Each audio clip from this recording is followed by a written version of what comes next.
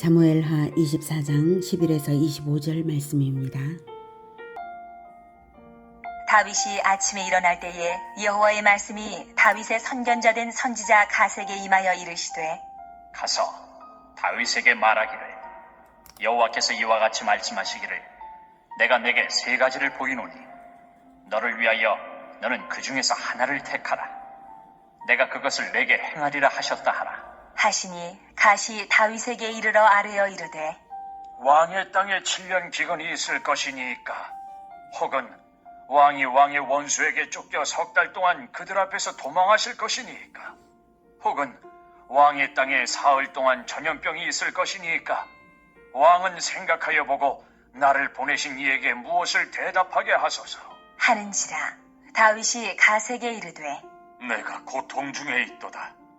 청하건대 여호와께서는 긍휼이 크시니 우리가 여호와의 손에 빠지고 내가 사람의 손에 빠지지 아니하기를 원하노라 하는지라.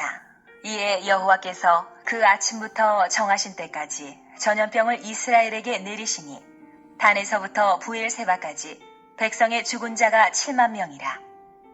천사가 예루살렘을 향하여 그의 손을 들어 멸하려 하더니 여호와께서 이 재앙 내리심을 뉘우치사 백성을 멸하는 천사에게 이르시되 족하다. 이제는 내 손을 거두라. 하시니 여호와의 사자가 여부수 사람 아라우나의 타작 마당 곁에 있는지라. 다윗이 백성을 치는 천사를 보고 곧 여호와께 아뢰어 이르되 나는 범죄하였고 악을 행하였거니와 이 양무리는 무엇을 행하였나이까? 청하건대 주의 손으로 나와 내 아버지의 집을 치소서 하니라. 사랑하는 형제 여러분, 9월 20일 화요일 새벽 묵상에 오신 것을 환영합니다. 신정왕국 이스라엘에게 있어 가장 중요한 것은 하나님 주권 최우선주의를 견지해야 하는 일입니다. 이 문제는 에덴에서부터의 문제점입니다. 선악과를 따먹은 것은 하나님의 주권을 무시하고 주권자 행세를 한 범죄였죠. 다윗의 인구조사 역시 본질이 동일합니다. 하나님의 백성을 자기 소유로 여긴 것이죠. 그런데 이게 다윗 개인만의 문제가 아니라 이스라엘 백성에게 일반화되어 있었기에 하나님께서 치시려고 다윗을 시험하신 것이고요. 다윗의 인구조사를 못마땅하게 여긴 요압은 역대상 21장을 보면 요압이 왕의 명령을 마땅치 않게 여겨 레위와 베냐민 사람은 계수하지 아니하였다고 나오고 있습니다. 일부러 레위 지파를 계수하지 않았다는 기록이 있어요. 레위와 베냐민을.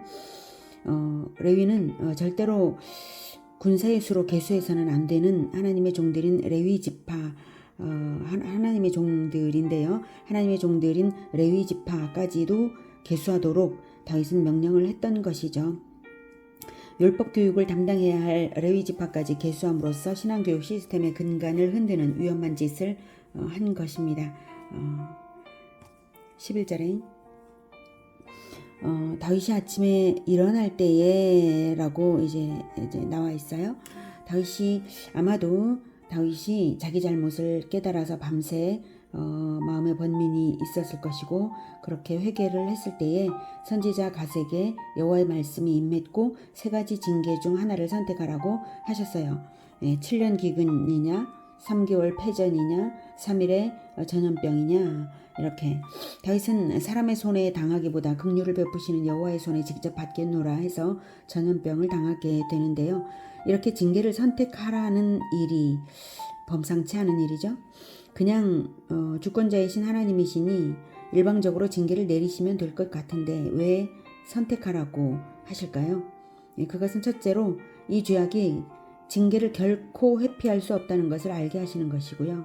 둘째로 내려질 그 일이 하나님의 징계인 것을 온 백성이 분명히 알 수 있게 함으로써 회개를 더욱 이끌어내시려는 것이고요.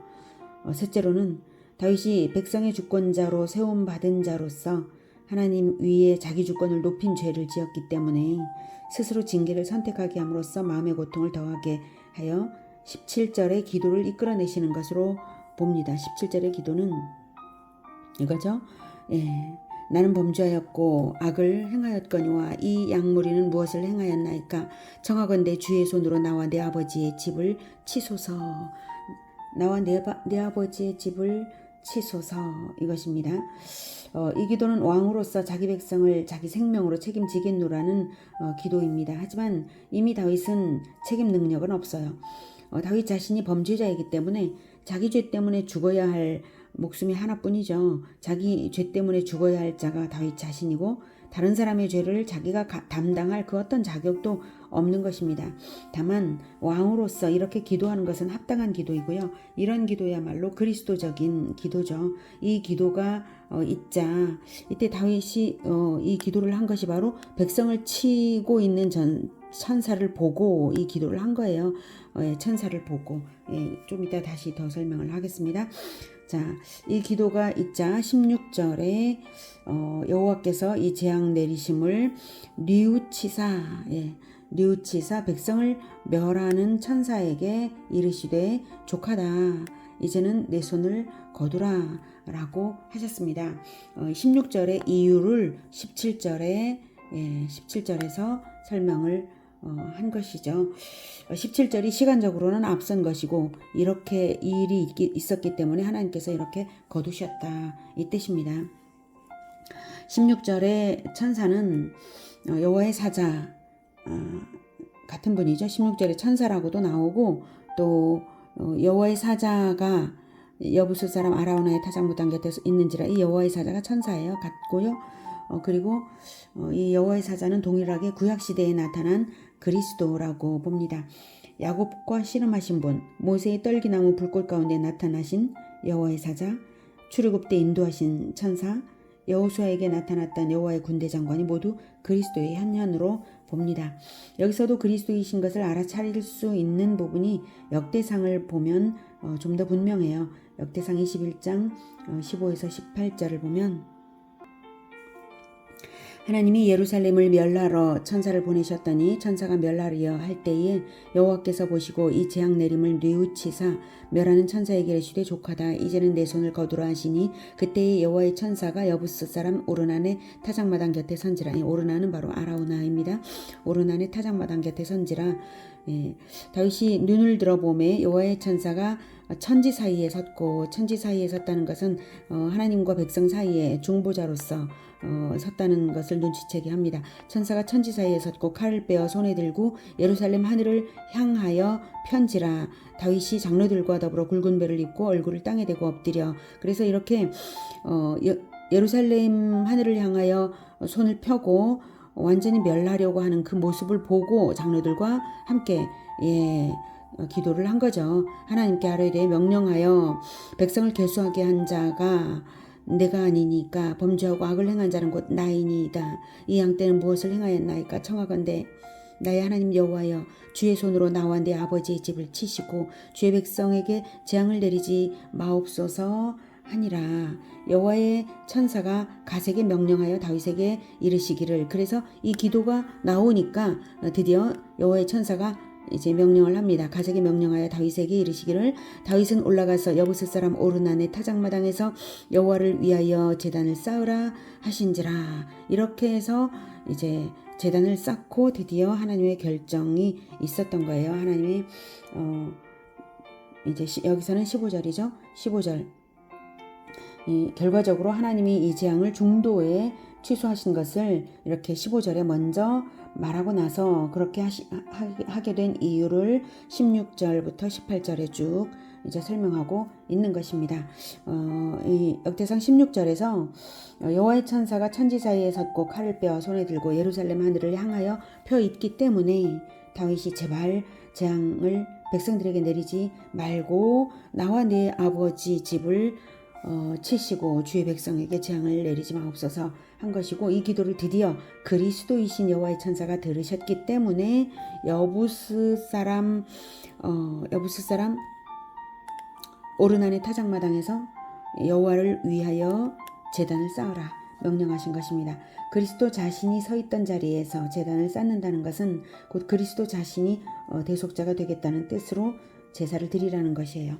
자기가 선 자리에서 제사를 명령하시는 것이니까 그리스도이신 것을 알 수가 있습니다. 자신의 대속제사, 대속의 헌신 그것을 예표할 제단을 쌓아 제사를 드리라 이 뜻이죠.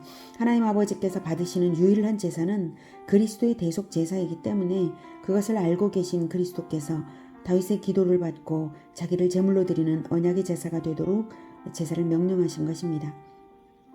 그래서 다윗의 이 기도, 나와 내 아버지 집을 치소서는 그리스도의 죽음을 확정시키는 요청이 된 것입니다. 실로 그리스도의 십자가 보혈은 구약과 신약을 통틀어서 죄인 구원을 위한 믿음의 기도를 응답받게 하는 유일하고 절대적인 근거입니다. 18절. 이날에 갓이 다윗에게 이르러 그에게 아뢰되 올라가서 여부스 사람 아라우나의 타작마당에서 여호와를 위하여 제단을 쌓으소서. 하매 다윗이 여호와께서 명령하신 바 갓의 말대로 올라가니라.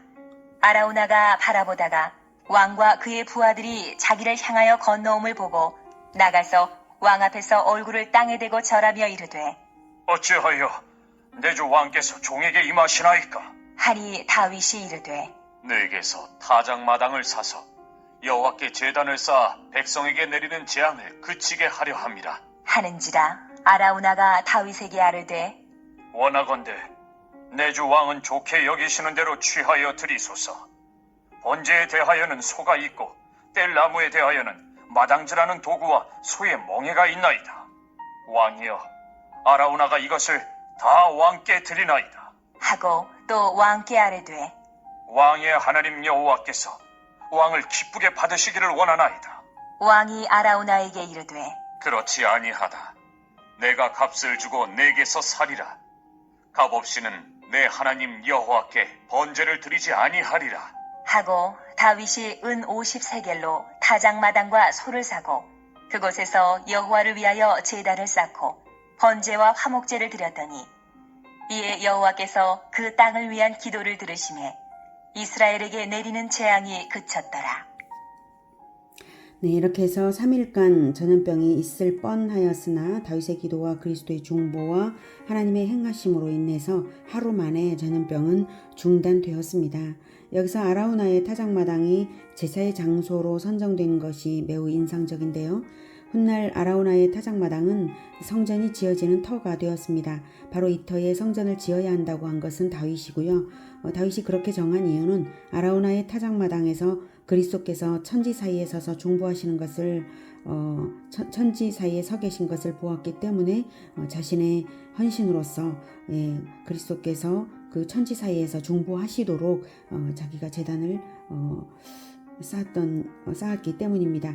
역대상 21장에서는 역대상 21장 26에서 30절에 다윗이 거기서 여호와를 위하여 제단을 쌓고 번제와 화목제를 드려 여호와께 아뢰었더니 여호와께서 하늘에서부터 번제단 위에 불을 내려 응답하시고 하늘에서부터 불이 내려왔어요. 여호와께서 천사를 명령하심에 그가 칼을 칼집에 꽂았더라. 이때에 다윗이 여호와께서 여부스 사람 오르난의 타작마당에서 응답하심을 보고 거기서 제사를 드렸으니 그 앞으로도 그 후에도 계속 거기서 제사를 드렸다는 거예요. 옛적에 모세가 광야에서 지은 여호와의 성막과 번제단이 그때의 기브온 산당에 있었으나 다윗이 여호와의 천사의 칼을 두려워하여 감히 그 앞에 가서 즉 기브온에 가서 하나님께 묻지 못하더라 이거예요. 여호와의 천사가 바로 아라우나의 타작마당에 있기 때문에 그 권위가 기브온 산당에 있었던 모세의 번제단보다 훨씬 높은 권위였다는 것을 다윗은 알았던 거죠. 그리스도이심을 알았기 때문에 그런 것입니다.